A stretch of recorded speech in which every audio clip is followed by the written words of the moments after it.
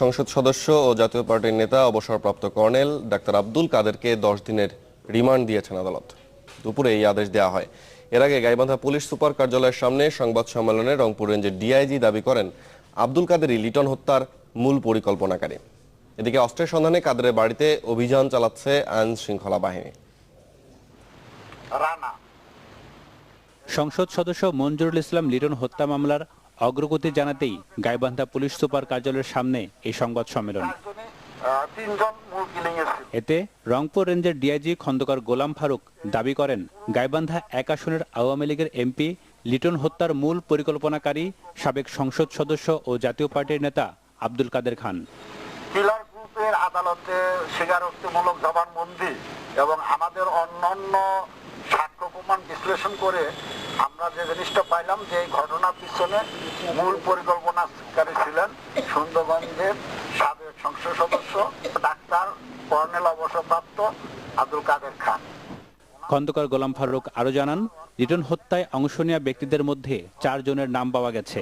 তারা হলেন কাদের খানের গাড়ি চালক আব্দুল হান্নান, 2 গৃহকর্মী শাহিন ও মেহেদি এবং তাদের সহযোগী রানা। এদের মধ্যে রানা পলাতক। উচ্চবিলাসী ক্ষমতার লোক, এই কারণে উনি এটা 1 বছর যাবত পরিকল্পনা করে বিভিন্ন সময় বিভিন্ন গ্রুপের সাথে কন্ট্যাক্ট করছেন। সর্বশেষ এই যে গ্রুপটা আমাদের হাতে ধরা পড়লো 6 মাস যাবত এই গ্রুপটাকে উনি ট্রেনিং দিয়ে লালন পালন করে এদেরকে দক্ষ করে তুলেছেন। খুনিরা চিহ্নিত হওয়ার খবরে সন্তোষ জানিয়েছেন লিটনের স্বজনরা। তাদের দাবি দোষীদের দৃষ্টান্তমূলক শাস্তি। আমি ভালো বোধ করছি, খুশি হচ্ছি।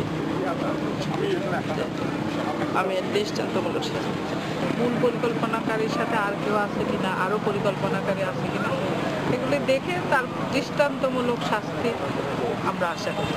প্রায় সপ্তাহখানেক নজরদারিতে রাখার পর মঙ্গলবার বিকেলে বগুড়ার নিজ বাসভবন থেকে গ্রেপ্তার করা হয় আব্দুল কাদেরকে। পরে নিয়ে যাওয়া হয় গাইবান্ধায়। গত বছরের 31 ডিসেম্বর রাতে গাইবান্ধায় নিজ বাড়িতে খুন হন MP Liton. Desk report, channel 24। European প্রযুক্তিতে তৈরি আনোয়ারের A1 পাইপ মাটির 1200 ফুটের বেশি গভীর পর্যন্ত চাপ নিতে সক্ষম। বছরের পর বছর পার, নো টেনশন।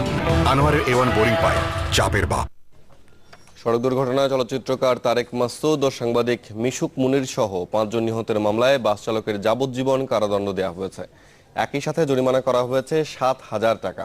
সকালে মানিকগঞ্জের অতিরিক্ত জেলা ও দায়রা জজ আদালতের বিচারক এই রায় দেন। পর্যবেক্ষণে আদালত বলেন, তারেক মাসুদ ও মিশুক মুনিরের মৃত্যুতে দেশের মিডিয়া জগতের ক্ষতি অপূরণীয়। রায়ের প্রতিবাদে অনির্দিষ্টকালে ধর্মঘটের ডাক দিয়েছে চুয়াডাঙ্গার পরিবহন শ্রমিকরা। 2011 সালের 13 আগস্টের বৃষ্টিস্নাত দিনটি বাংলাদেশের জন্য ছিল একরাশ হতাশা আর মন খারাপের। সেদিন দেশ হারিয়েছিল গুণী চলচ্চিত্র নির্মাতা তারেক মাসুদ আর সাংবাদিক মিশুক মুনিরকে। ঢাকা আরিচা মহাসড়কের জোকা এলাকায় সড়ক দুর্ঘটনায় তারা সহ নিহত হন 5 জন। তারেক মাসুদ, তার স্ত্রী ক্যাথরিন মাসুদ সহ মাইক্রোবাসে 9 জন নিজের নতুন সিনেমা কাগজের ফুলের শুটিং স্পট দেখে ফেরার পথে ঘটে এই মর্মান্তিক দুর্ঘটনা। এর 5.5 বছর পর বুধবার মানিকগঞ্জ জেলা ও দায়রা জজ আদালতে চুয়াডাঙ্গা ডিলাক্সের ঘাতক চালক জামির হোসেনকে যাবজ্জীবন কারাদণ্ড দেয়া হলো। 2 ধারায় 7,000 টাকা জরিমানাও করা হয়েছে।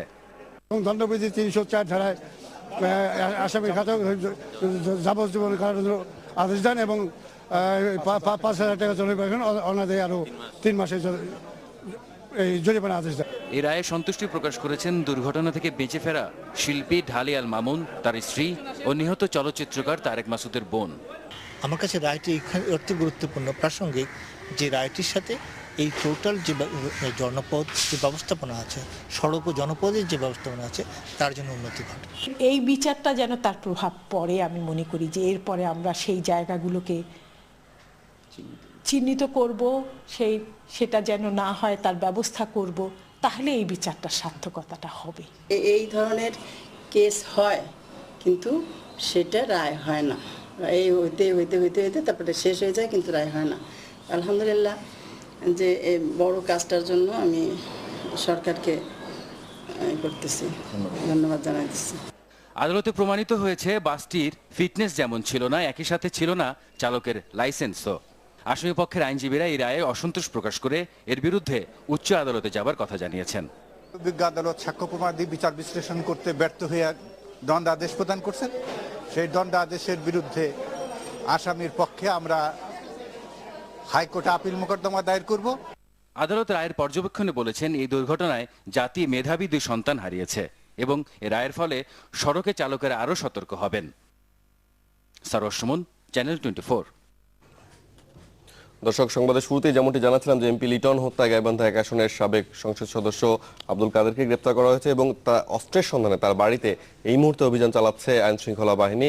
তো এই বিষয়ে আরো জানাতে গাইবান্ধা থেকে সরাসরি যোগ দিচ্ছেন আমাদের সহকর্মী আসাদুজ্জামান মামুন।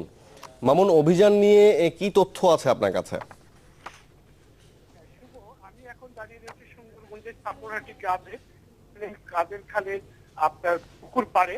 এখানে তার 2টি পুকুরে পাশাপাশি 2টো পুকুর আছে। এখানে একটি গাইবান্ধা ফায়ার সার্ভিসের কর্মীরা এবং 2টি শ্যালো মেশিন এই একটি পুকুরে সংযোগ লাগিয়ে সেখানে পানি নিষ্কাশনের ব্যবস্থা করছে।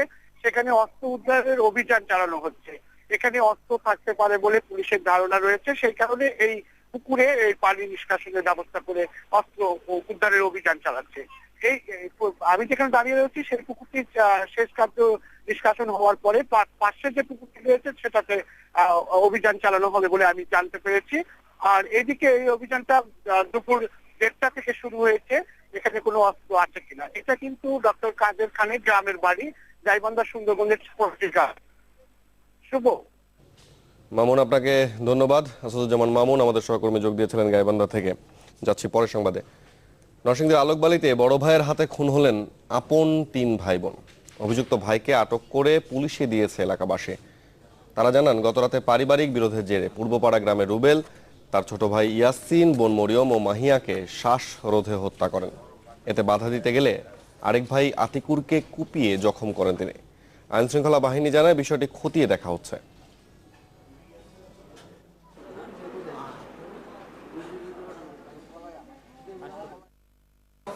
মা বেশি অসুস্থ, তোমার যাইতে কি কথা বলবো। এরপরে আমি তো সত্যি মনে করি আমি যাইতেছি, প্রায় সময় তোর খবর পাঠাই। তো পিছন দিয়ে ও মসজিদের কাছে গেছি, ওরা পিছন দিয়ে দাও দিয়ে আঘাত করছে। ফ্যামিলিতে ঝগড়া আছে, নিজেদের মধ্যে ফ্যামিলিতে ঝগড়া আছে, এই নিয়ে আমার হতে পারে। ইতিমধ্যে ওখানে পুলিশ ফোর্স প্রেরণ করা হয়েছে, ইনকোয়েস্টের ব্যবস্থা করা হচ্ছে। আর যে খুনিকে গ্রেপ্তারের জন্য আমাদের চেষ্টা অব্যাহত আছে। টেকো নুডলস, সময়ে অসময়ে সব সময়। সরকার ঋণ না নিয়ে উল্টো পরিশোধ করায় প্রায় 58,000 কোটি টাকা অলস পড়ে আছে। পরিস্থিতি সামাল দিতে কেন্দ্রীয় ব্যাংক বিলের মাধ্যমে 37,000 কোটি টাকা তুলে নিলেও উপচে পড়ছে তারল্য। ফলে কমছে আমানতের সুদ হার। বিশ্লেষকরা বলছেন, তহবিল ব্যবস্থাপনায় অদক্ষতার কারণে একদিকে যেমন চাপ বাড়ছে বাজেটের উপর, তেমনি ধ্বংস হচ্ছে ট্রেজারি মার্কেট। মজুমদার বাবুর রিপোর্ট। সরকার ও বেসরকারি খাতে ঋণ চাহিদা না থাকায় বিপুল পরিমাণ অর্থ অলস পড়ে আছে ব্যাংকগুলোতে। অঙ্ক ছাড়িয়ে গেছে লাখ কোটি টাকারও বেশি। সামাজিক দায়বদ্ধতার দোহাই দিয়ে সরকার উচ্চ সুদে সঞ্চয়পত্রের মাধ্যমে ঋণ নিয়ে পরিশোধ করছে ব্যাংক খাতে স্বল্প সুদের ঋণ।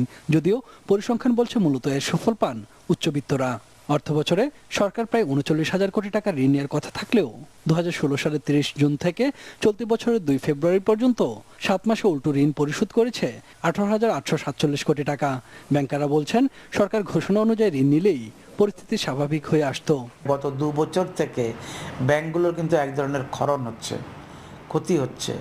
সেই ক্ষরণ এবং ক্ষতিটার রকমটা হচ্ছে যে আমরা প্রচুর অলস টাকা নিয়ে বসে আছি। খুবই স্বাভাবিক যে কস্ট অফ ফান্ড ন্যাশনাল অ্যাভারেজই এখন 5.5-এর উপরে।